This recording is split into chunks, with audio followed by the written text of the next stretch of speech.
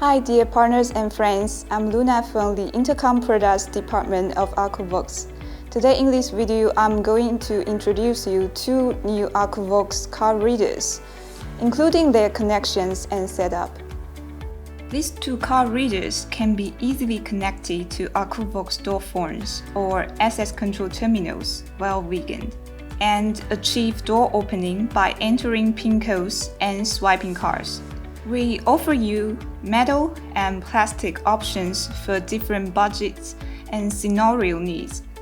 Besides, you can customize the card reader settings such as keypad lights and Wiegand card reader mode by pressing certain keys or their combination. Let's start connecting the devices. Please refer to the wiring diagram. First, power on the card reader. The device needs a 12-volt power supply. You can connect the card reader to its 12-volt output and GND ports to provide power. Connect the card reader's red VCC wire to the A094's 12-volt output port. Here we use the output A port. Connect its black GND wire to the A094's GND port. Find the green, white, and yellow wires of the card reader, representing Wiegand D0, Wiegand D1, and GND respectively. Connect them to the A094s, for example, Wiegand C ports.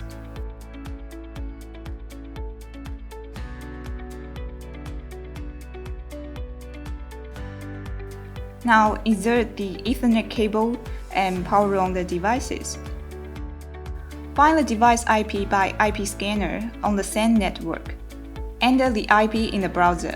Enter the username and password. If it is a new device, the initials are both admin.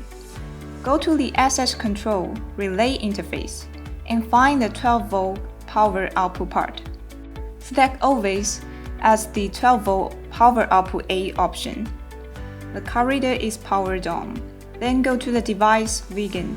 Since we connect the card reader to the device via Wiegand C, set the Wiegand C card reader mode to Wiegand 26 or 34, the same as the card readers because it only supports Wiegand 26 and 34. Check the relays that can be opened via Wiegand. Here we enable Relay 4. Then, assign credentials to users. Click Directory User. Click 8 to add a user. Fill in the username. Enter the private PIN code and the RF card code. Check the relay and apply the schedule that decides when the user can open the door. Click Submit to save the settings. Now, press the PIN code and the Confirm key on the card reader. The relay light is on, indicating it is triggered. Or swipe the card. The relay is triggered. You may notice that the card reader has gray and purple wires. They are used to receive relay signals, one representing green LED and another buzzer. Through them, the card reader will beep or flash green light when the door is opened. Connect the gray or purple wire to the COM port of the device available relays.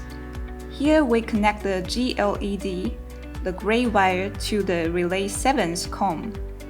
Remember to cut off the power before wiring. Then use an extra wire to connect the Relay 7's NO and any available GND on the A094. Power on the devices on the A094's web interface.